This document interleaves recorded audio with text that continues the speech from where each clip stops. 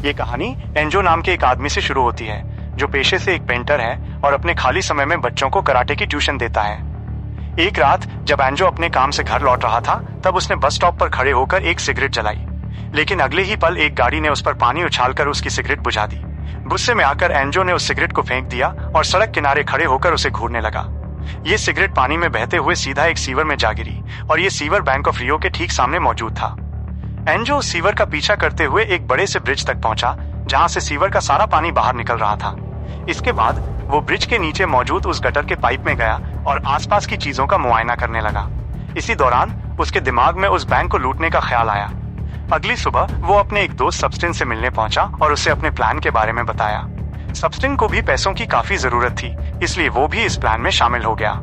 हालांकि इस चोरी को अंजाम देने के लिए इन्हें ढेर सारे महंगे इक्विपमेंट्स और कुछ हथियारों की जरूरत थी, पर फिलहाल इन दोनों की जेब में एक फूटी कौड़ी तक नहीं थी। पैसों का इंतजाम करने के लिए एंजो डिबाउज नाम के एक आदमी से मिलने पहुंचा जो कि उसका एक पुराना दोस्त है।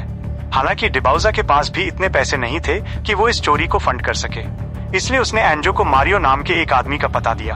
दरअसल मारियो भी एक चोर है और वो आए दिन छोटी मोटी चोरियां करता रहता है। अगली सुबह एंजो मारियो से मिलने पहुंचा और उसे अपना पूरा प्लान बताया। उसने मारियो से बोला कि अगर हम इस चोरी में कामयाब हो गए तो तुम्हें जिंदगी भर चोरी करने की जरूरत नहीं पड़ेगी। एंजो का प्लान सुनकर मारियो पहले तो थोड़ा कंफ्यूज हुआ, पर फिर भी वो इस प्लान में शामिल होने के लिए रेडी हो गया।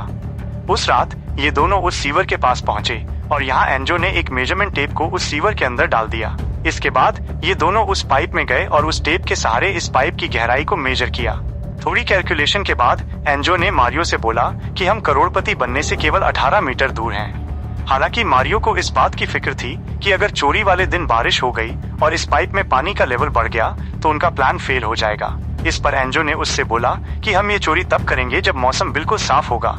मारियो ने भी उसकी बात मान ली और फिर ये लोग इस चोरी की प्लानिंग में लग गए। इस दौरान इन्हें ये बात पता लगी कि उस बैंक के अंदर मोशन सेंसर्स लगे हैं और अगर रात के दौरान किसी ने भी बैंक में घुसने की कोशिश की तो बैंक का अलार्म सिस्टम ट्रिगर हो जाएगा।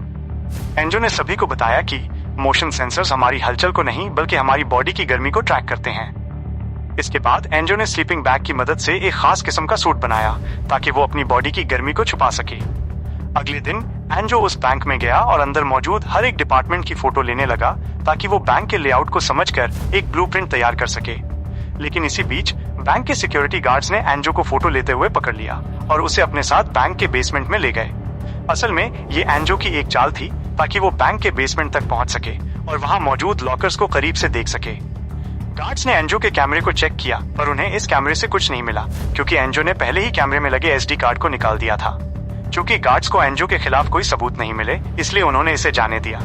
इसके बाद एंजो अपने साथियों के पास गया और उन्हें उस बैंक का ब्लूप्रिंट दिखाया जो उसने उन फोटोज को देखकर बनाया था। एंजो ने सभी को बताया कि वो बेसमेंट से होते हुए बैंक के अंदर जाएंगे क्योंकि बैंक के सभी लॉकर्स बेसमेंट में मौजूद हैं। ब्लूप्रिंट मिलने के बाद इन्होंने एक साइकिल की मदद से बैंक और सीवर के बीच की दूरी का पता लगाया। इन्होंने साइकिल के टायर पर एक निशान लगाया और उसे सीवर से चलाकर बैंक तक ले गए और इस दौरान साइकिल का टायर कितनी बार घुमा उसे काउंट करके इस दूरी का पता लगाया। अगले दिन एंजो ने कुछ कैलकुलेशन करके उस एंगल का पता लगाया जिस एंगल पर खुदाई करने से वो सीधा बैंक के अंदर पहुंच जाएंगे।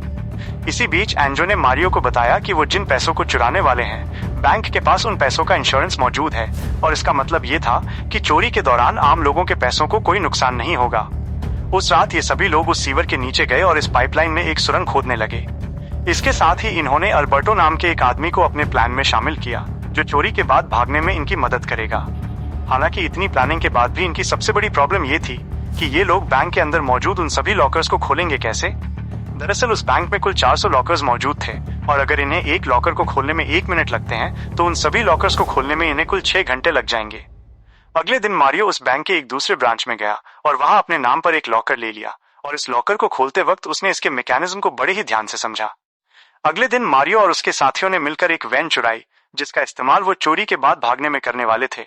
इसके बाद ये लोग अल्बर्टो के घर पहुंचे और बाहर खड़े होकर उसका इंतजार करने लगे। लेकिन तभी यहाँ पर पुलिस की एक टीम आ गई और इन सभी से पूछताछ करने लगी क्योंकि इन्होंने ये वैन सड़क के बीचों बीच लगा रखी थी। इससे पहले कि पुलिस को इन पर शक होता अल्बर्टो और उसकी वाइफ घर से बाहर आ गए और पुलिस वालों को बताया कि ये लोग हमारे गेस्ट हैं और ये हमारा इंतजार कर रहे थे। उस रात ये लोग दोबारा से उस सीवर में गए और उस सुरंग को आगे खोदने लगे। लेकिन कुछ घंटों की खुदाई के बाद इनकी ड्रिल मशीन टूट गई और इनका काम ठप पड़ गया। ये देखकर मारियो काफी नाराज हुआ और इन सभी से कहा कि मैंने पहले ही इस काम में अपनी सारी सेविंग्स लगा दी हैं और अब मैं इसमें और पैसे नहीं लगा सकता। और इतना कहकर मारियो वहां से चला गया। उस रात जब एंजो अपनी गर्लफ्रेंड के साथ था, तब बातों बातों में ही एंजो के दिमाग में एक आइडिया आया। अगली सुबह वो मारियो से मिलने उसके घर पहुंचा और उसे अपना पूरा प्लान बताया। यहाँ एंजो बताता है कि हम उस बैंक को रात में नहीं बल्कि दिन के उजाले में लूटेंगे। दरअसल एंजो का प्लान ये था कि वो मेन गेट से होते हुए दिन दहाड़े बैंक के अंदर जाएंगे, जिससे बैंक स्टाफ और पुलिस को ये लगेगा कि ये सिर्फ एक मामूली चोरी है। और जब पुलिस वाले बैंक के बाहर इनका इंतजार करेंगे, तब ये लोग सुरंग से होते हुए बैंक से बाहर आ जाएंगे। और जब तक पुलिस को उस सुरंग का पता लगेगा, ये लोग काफी दूर निकल चुके होंगे। मारियो को भी एंजो का प्लान काफी पसंद आया और उसने इस पर अमल करने का फैसला किया। चोरी वाले दिन इन सभी ने अपने हाथों पर ग्लू लगा लिया ताकि वो अपने फिंगरप्रिंट छुपा सकें। इधर सबस्टिन सुरंग खोदने के लिए सीवर में गया, जबकि टीम के बाकी लोग भेष बदलकर बैंक के अंदर घुस गए। अंदर आने के बाद इन्होंने अपने चेहरे पर मास्क लगा लिया और बैंक के अंदर मौजूद सभी कस्टमर्स को होस्टेज बना लिया। इधर बैंक के सिक्योरिटी गार्ड ने कैमरे में ये सब देख लिया और फौरन पुलिस को इन्फॉर्म कर दिया। इधर मारियो कैशियर के पास गया और उसे एक सूटकेस में पैसे भरने को कहा। वहीं दूसरी ओर अल्बर्टो बैंक के पार्किंग लॉट में गया और वहां मौजूद गेट को अंदर से बंद कर दिया। अगले कुछ ही मिनटों में पुलिस बैंक के बाहर आ गई और देखते ही देखते इस बैंक को चारों तरफ से घेर लिया गया। ये सब देखकर एंजो ने एक होस्टेज को गन पॉइंट पर ले लिया और उसे बैंक से बाहर ले जाकर पुलिस वालों को धमकाने लगा। एंजो ने बोला कि अगर किसी ने भी बैंक में घुसने की कोशिश की तो हम अंदर मौजूद सभी होस्टेजेज को मार देंगे। इधर बैंक के अंदर मारियो ने एक होस्टेज को गन पॉइंट पर ले लिया और उस सिक्योरिटी गार्ड से बाहर आने को कहा। पहले तो इस गार्ड ने बाहर आने से इनकार कर दिया, पर मारियो के काफी धमकाने के बाद फाइनली वो कमरे से बाहर आ गया।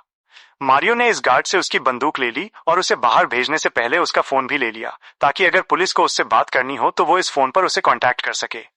गार्ड को बाहर भेजने के बाद एंजो ने सभी कैमरास को बंद कर दिया ताकि गलती से भी इनके खिलाफ कोई सबूत न बचे।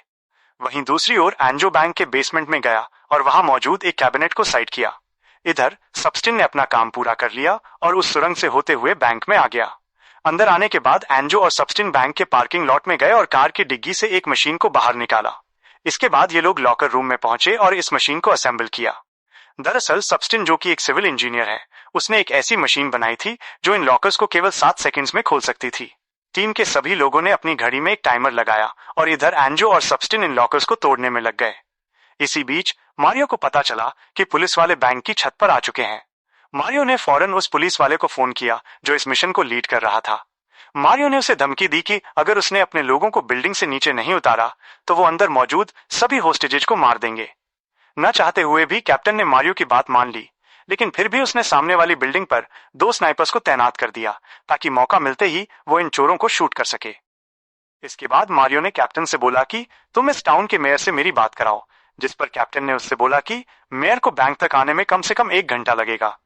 वहीं दूसरी ओर एंजो और सबस्टिन अब तक कई लॉकर्स को खोल चुके थे, जिनमें ढेर सारे पैसे और काफी सारा गोल्ड मौजूद था।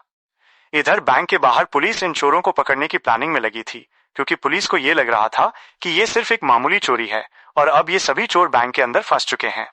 इसलिए कैप्टन ने मारियो को दोबारा से कॉल किया और उसे सरेंडर करने का ऑफर दिया। कैप्टन कहता है कि अगर तुम लोगों ने खुद को पुलिस के हवाले कर दिया तो मैं तुम्हें एक सरकारी वकील दे दूंगा, जिससे तुम्हें और तुम्हारे साथियों को बहुत ही कम सजा मिलेगी। हालांकि मारियो ने इस ऑफर को एक्सेप्ट नहीं किया और सोचने के लिए थोड़ा टाइम मांगा। वहीं दूसरी ओर हम एक बूढ़ी औरत को देखते हैं जिसका आज जन्मदिन है। जब मारियो को ये बात पता लगी तो उसने इस औरत को एक चॉकलेट दिया और बर्थडे गिफ्ट के तौर पर उसे बैंक से बाहर भेज दिया। थोड़ी देर बाद मेयर बैंक के बाहर आ गया और जब पुलिस ने मारियो की मेयर से बात कराई तो वो उसे गंदी गंदी गालियां देने लगा। इसके बाद मारियो ने कैप्टन से बोला कि अब मुझे किसी मिनिस्टर से नहीं बल्कि अपने वकील से बात करनी है। जब कैप्टन ने मारियो से उसके वकील का नंबर मांगा तो उसने उसे एक होस्टेज का नंबर दे दिया और जब कैप्टन ने उस नंबर पर कॉल किया तो मारियो अपनी आवाज बदलकर उससे बातें करने लगा। दरअसल मारियो ऐसा इसलिए कर रहा था ताकि उसके साथियों को थोड़ा और टाइम मिल सके। वहीं दूसरी ओर एंजो और बाकी लोग चोरी का सारा माल उस सुरंग में ट्रांसफर करने में लगे थे और इधर मारियो पुलिस और होस्टेज को मैनेज कर रहा था। इसी बीच हम कैप्टन को देखते हैं जो मारियो के वकील यानी कि उस होस्टेज के फोन पर कॉल कर रहा था, पर चूंकि मारियो ने इस फोन को ऑफ कर दिया था इसलिए कैप्टन को उस पर शक होने लगा। तभी कैप्टन की नजर बैंक के बाहर मौजूद उस सीवर पर गई और अब उसे एहसास हुआ कि बैंक से बाहर निकलने का एक तीसरा रास्ता भी है। इधर बैंक के अंदर चोरों ने लूट का सारा माल एक बोट के अंदर भर लिया और फिर एंजो ने अपने सारे हथियारों को बैंक के वॉल्ट में छोड़ दिया। यहाँ ये खुलासा होता है कि असल में ये सारे हथियार नकली हैं, क्योंकि एंजो किसी को भी नुकसान नहीं पहुंचाना चाहता था। इसके बाद मारियो ने सभी होस्टेजेस को बैंक के फर्स्ट फ्लोर पर लॉक कर दिया और फिर एंजो के साथ यहाँ से निकलने लगा। इधर जब होस्टेजेस को चोरों के यहाँ से जाने का एहसास हुआ तो उन्होंने फटाफट से अपने फोन उठाए और बाहर मौजूद अपने फैमिली मेंबर्स को कॉल करने लगे। जब कैप्टन को पूरी बात समझ आई तो उसने एक टीम को बैंक के मेन गेट से अंदर भेजा और एक दूसरी टीम को उस सीवर के रास्ते से जाने को कहा। वहीं दूसरी ओर हम मारियो को देखते हैं, जिसने एंजो के साथ मिलकर खुदाई के सारे सबूत मिटाए और फटाफट से अपने साथियों के पास आ गया। इसलिए एंजो और उसके साथियों ने इस सीवर में एक छोटा सा डैम बना दिया ताकि ये पानी के बहाव को दूसरी ओर मोड़ सके और अपनी मोटर बोट से उस डायरेक्शन में जा सकें। इसके बाद कैप्टन बैंक के बेसमेंट में गया, जहां उसे वो सुरंग दिखाई दी, पर वो इस सुरंग के जरिए उन चोरों का पीछा नहीं कर सकता क्योंकि उन्होंने सुरंग के मुंह पर एक बॉम्ब लगा रखा था। हालांकि बहुत जल्द कैप्टन को यह पता लग गया कि उन चोरों के बाकी हथियारों की तरह ये बॉम्ब भी नकली है। लेकिन अब इन सबका कोई फायदा नहीं था क्योंकि वो सारे चोर अपने एग्जिट पॉइंट तक पहुंच चुके थे। यहाँ एंजो और उसके बाकी साथी सीवर से होते हुए वैन में घुसे और फिर सबस्टिन ने चोरी का सारा माल ऊपर पहुंचाया। इसके बाद सबस्टिन भी ऊपर आ गया और फिर ये लोग यहाँ से निकल गए और कुछ इस तरह से चोरों के एक मामूली ग्रुप ने सरकार और पुलिस को बेवकूफ बनाकर कुल $30 मिलियन लूट लिए। चोरी के बाद ये लोग एल्बर्टो के घर पहुंचे और लूट का सारा माल आपस में बराबर बांट लिया। इसके साथ ही इन्होंने उस वैन को भी जला दिया जिसे इस चोरी में इस्तेमाल किया गया था। इन सारे सबूतों को मिटाने के बाद ये सभी अपने अपने रास्तों पर निकल गए और लूट के पैसों से एक आराम की जिंदगी बिताने लगे। हालांकि कुछ महीनों बाद अल्बर्टो की वाइफ को यह पता लग गया कि उसका एक दूसरी औरत के साथ अफेयर है। गुस्से में आकर वो सीधा पुलिस के पास गई और उन्हें उस चोरी के बारे में सारी जानकारी दे दी। जैसे ही पुलिस को उन चोरों का पता लगा, उन्होंने एक एक करके इन चोरों को दबोचा और इनका सारा पैसा जब्त करके इन्हें जेल में डाल दिया। इसके बाद हम 7 महीने बाद की कहानी देखते हैं, जब एंजो जेल से रिहा हो रहा था और मारियो एक महंगी गाड़ी में जेल के बाहर उसका इंतजार कर रहा था। यहाँ यह खुलासा होता है कि एंजो ने पहले ही इस बारे में सोच रखा था कि अगर वो सभी पकड़े भी जाएं तो उन्हें कम से कम सजा मिले। चूंकि लूट के दौरान इन्होंने नकली हथियारों का इस्तेमाल किया और किसी को भी नुकसान नहीं पहुंचाया, इसलिए कोर्ट ने इन्हें केवल 7 महीनों की सजा सुनाई। इसके साथ ही बैंक के पास लॉकर्स में रखे पैसों का कोई रिकॉर्ड नहीं था, इसलिए सरकार को यह पता नहीं चला कि असल में इन चोरों ने कितने पैसे लूटे थे। हालांकि बैंक ने यह दावा किया कि उन चोरों ने कुल 25 मिलियन और कई किलो सोने इंटू तारांकन की चोरी की थी, पर छानबीन के दौरान पुलिस को केवल तारांकन 1 मिलियन मिले, जिसका मतलब यह था कि उन चोरों ने लूट का बड़ा हिस्सा छुपा दिया था। फाइनली एंजो और उसके बाकी साथी जेल से आजाद हो गए और उन चोरी के पैसों से आराम की जिंदगी बिताने लगे। आई होप आपको आज की कहानी पसंद आई होगी। अगर आपको ये वीडियो अच्छी लगी हो तो इसे लाइक कर देना और चैनल को भी सब्सक्राइब कर देना, और मुझे कमेंट्स में बताना कि इस मूवी को देखने के बाद आपको किसी वेब सीरीज की याद आई या नहीं। मिलते हैं अगली वीडियो में, पर तब तक के लिए be safe and keep chilling.